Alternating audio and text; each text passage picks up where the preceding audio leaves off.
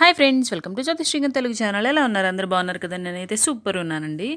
ఈరోజు రెసిపీ వచ్చేసి ఎప్పుడో అమ్మమ్మల కాలం నాటి ట్రెడిషనల్ స్వీట్ రెసిపీ షేర్ చేయబోతున్నాను. దానికోసం కందిపప్పు 1 కిలో తీసుకోవాలి. అంటే మేము తీసుకున్న రేషియో చెప్తున్నాను. బియ్యపిండి 1/2 కేజీ పడుతుంది 1 కేజీ కందిపప్పుకి. మంచినీళ్ళు అవన్నీ ఉడికించుకోవడానికి వాటికి తగినంత. సో ఇక్కడ బెల్లం వచ్చేసి 3/4 కిలో తీసుకున్నాము. పంచదార వచ్చేసి 1/2 కేజీ తీసుకున్నాము. ఫస్ట్ ప్రాసెస్లోకి వెళ్ళిపోదాం. ప్రాసెస్ ఏంటంటే ఫస్ట్ ఒక 1/2 అన్ అవర్ ముందు కందిపప్పును అయితే నానబెట్టుకున్నాము. దాని తర్వాత అది ఉడికించుకోవాలి. స్టవ్ ఆన్ చేసుకుని హై ఫ్లేమ్లో పెట్టుకుని మూత పెట్టుకుని ఉడికించుకోవాలి. ఇక్కడ మూత పెట్టిన క్లిప్ యాడ్ చేయలేదు, నేను జస్ట్ మిస్ అయి తీయలేదు, షూట్ చేయలేదు. ఇంకొక స్టవ్ మీద ఒక గిన్నె తీసుకుని 2 గ్లాసెస్ వాటర్ తీసుకోవాలి. ఇంకొక బౌల్లో ఒక 2 table spoon of rice flour తీసుకోవాలి. బియ్యపిండి తీసుకుని వాటర్ కలుపుకుని ఉండలు లేకుండా కలిపెట్టుకోవాలి. కలిపిన మిశ్రమాన్ని ఈ 2 గ్లాసెస్ వాటర్ మరుగుతూ ఉండగా దానిలో కలుపుకోవాలి. అందులోనే ఒక 2 స్పూన్ షుగర్ యాడ్ చేసుకోవాలి. ఇదేంటంటే మనకి బియ్యపిండి ఉండ్రాలు చేసుకుంటాం కదా, ఉండ్రాల పిండి కలపటానికి ఈ మిశ్రమం అనేది వాడతామన్నమాట.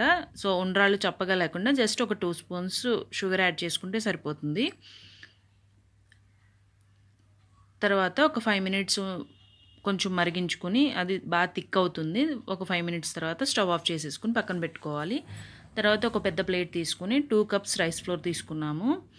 దానిలో ఈ ఉడికించిన ఇది ఉంది కదా, రైస్ ఫ్లోర్ మిక్స్చర్ ఉంది కదా, బియ్యపిండి మిశ్రమం. సో అది కొంచెం కొంచెంగా వేసుకుంటూ మనం చపాతీ ముద్దలా కలుపుకోవాలి.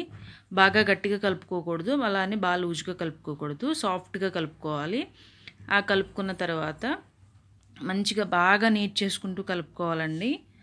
అప్పుడైతే ఉండ్రాళ్ళు మంచిగా వస్తాయి. చూసారు కదా కలుపుతున్నారు. సో ఇలా కలిపేసుకున్న తర్వాత చిన్న చిన్న ఉండలు చేసుకోవాలి, చాలా చిన్న చిన్నగా చేసుకోవాలి. మేము ఎలా చేసామో చూపిస్తాను కదా, సో అలా చేసుకోవాలి.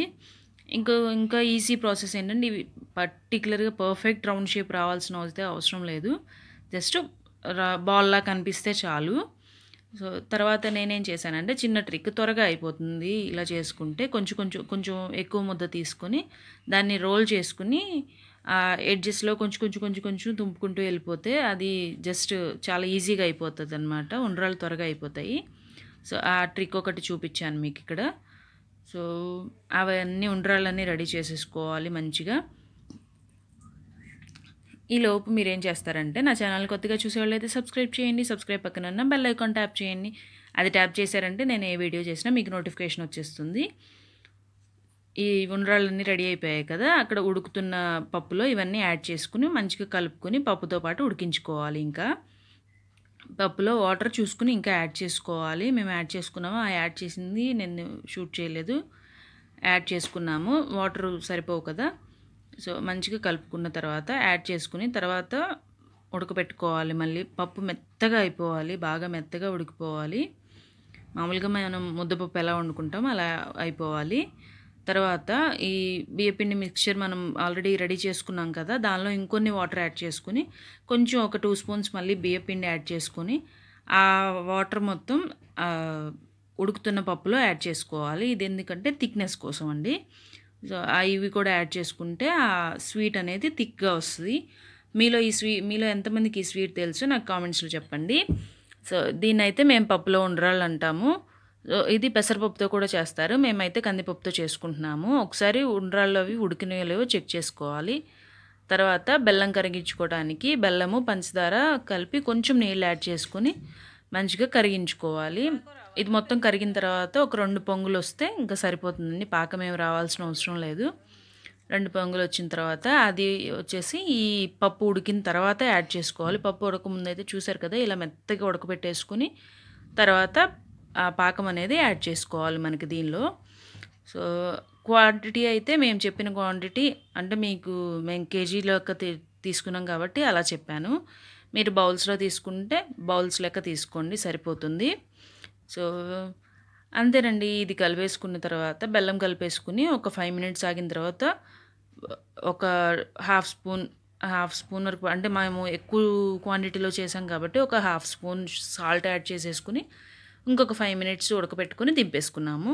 అంతేనండి, super Emmy tasty traditional sweet అయితే రెడీ అయిపోయింది. మీలో ఎంతమందికి తెలుసు అనేది నాకు కామెంట్స్లో చెప్పడం మర్చిపోవద్దు. మీరు కూడా ఇలానే చేస్తారా? నాకు తెలిసి అయితే చాలామందికి తెలియదు ఈ స్వీట్. సో పెసరపప్పుతో చేసేది ఈ మధ్య చాలామంది చేస్తున్నారు. ఎంతమందికి తెలుసో లేదో అనేది అందుకే ఇన్నిసార్లు అడుగుతున్నాను చెప్పమని చెప్పి. సో ట్రై చేస్తే కూడా నాకు అది కూడా కామెంట్స్లో చెప్పండి. అంతేనండి. Thank you so much for watching. Like చేయడం మర్చిపోవద్దు, కామెంట్ చేయడం మర్చిపోవద్దు, షేర్ చేయడం మర్చిపోవద్దు. Thank you so much for watching. Bye friends. మా మమ్మీ ఛానల్కి సబ్స్క్రైబ్, కామెంట్ అండ్ షేర్.